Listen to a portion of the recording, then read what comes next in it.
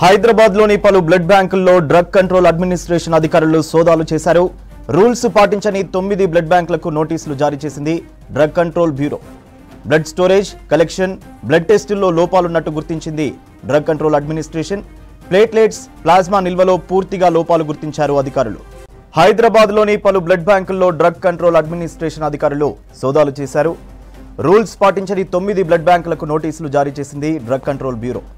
Blood storage, collection, blood టెస్టుల్లో లోపాలున్నట్టు గుర్తించింది డ్రగ్ కంట్రోల్ అడ్మినిస్ట్రేషన్.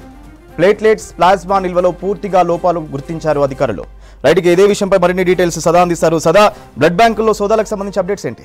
ఈ రోజు 2 రోజుల పాటు డ్రగ్ కంట్రోల్ అడ్మినిస్ట్రేషన్ మొత్తం హైదరాబాద్లోని 9 లొకేషన్స్లో 9 బ్లడ్ బ్యాంక్ సెంటర్స్ని రైడ్ చేసింది. సో దీనిలో యాక్చువల్గా వీళ్ళకి వచ్చిన కాంప్లైంట్ ముందుగా ఏంటంటే బ్లడ్ బ్యాంకుల్లో బ్లడ్ కోసం వెళ్ళిన వారికి ఉన్న రేట్ కంటే ఎక్కువ రేట్కు వీళ్ళు అమ్ముతున్నారనే కాంప్లైంట్స్ తోటి డ్రగ్ కంట్రోల్ అడ్మినిస్ట్రేషన్ ఆఫీసర్స్ అంతా రైడ్స్ చేశారు. సో ఎట్ ఏ టైం నిన్న ఈ రోజు 2 రోజులు కలిపి మొత్తం 9 లొకేషన్స్లో ఈ రైడ్స్ చేశారు. సో వీంట్లో వీళ్ళకి తేలింది ఏంటంటే యాక్చువల్గా ప్రైజింగ్ హైగా ఉండడంతో పాటు, అంటే సెంట్రల్ గవర్నమెంట్ నిర్ణయించిన ధర కంటే ఎక్కువ ధర ఉండడంతో పాటు మిగతా టెస్టింగ్స్, అలాగే శాంపిల్స్, స్టోరేజీ ఇట్లాంటి విషయాల్లో కూడా ఈ బ్లడ్ బ్యాంక్స్ ఏవి కూడా పారామీటర్స్ ఫాలో అవ్వట్లేదని వీళ్ళు క్లియర్గా గుర్తించారు. సో దీంట్లో ముఖ్యంగా ముందుగా చూసుకున్నట్లయితే ఏదైనా బ్లడ్ డోనర్ నుంచి మీరు బ్లడ్ తీసుకునేటప్పుడు ముందుగా వాళ్ళ బ్లడ్ను టెస్టులు చేయాలి. ఎందుకంటే ఒకవేళ ఎలాంటి టెస్టులు చేయకుండా అదే బ్లడ్ను ఆ డోనర్ నుంచి మనం తీసుకొని కలెక్ట్ చేసి మళ్ళీ వేరే వాళ్ళకి ఎక్కించినట్లయితే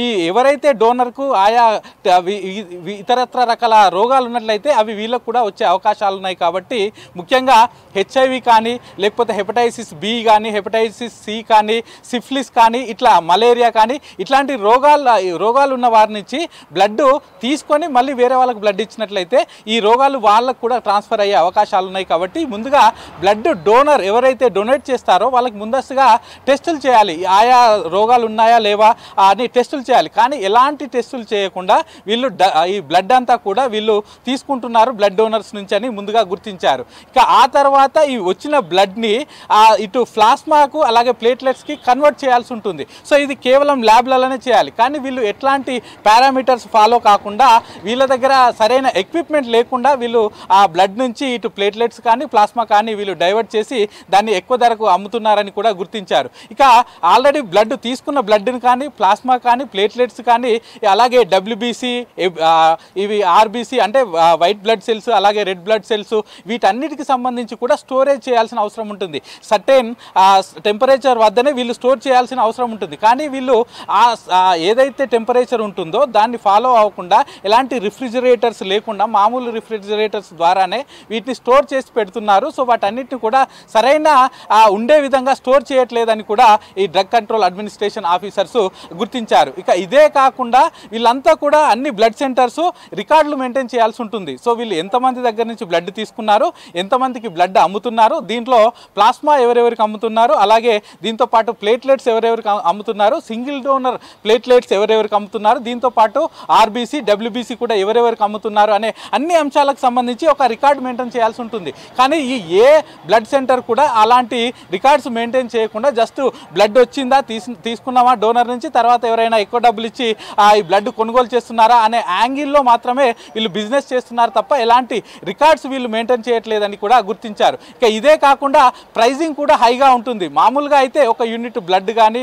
లేకపోతే ఒక యూనిట్ ఇటు ప్లేట్లెట్స్ కానీ, ఆర్బీసీ కానీ ఇవి 400 రూపీస్ తీసుకోవాల్సి ఉంటుంది. అది as per central government norms 2022లో ఇచ్చిన నామ్స్ ప్రకారం 400 రూపీస్ తీసుకోవాల్సి ఉంటుంది. కానీ వీళ్ళు మాత్రం 1500 నుంచి 1800 వరకు వసూలు చేస్తున్నారు. ఇక ఇదే కాకుండా ఈ ప్లేట్లెట్ల విషయంలో ఈ మధ్య చాలా మందికి ఏ హాస్పిటల్కి పోయినా ప్లేట్లెట్లు పడిపోయినాయి అంటున్నారు. సో దీనికి డిమాండ్ ఎక్కువగా ఉంది.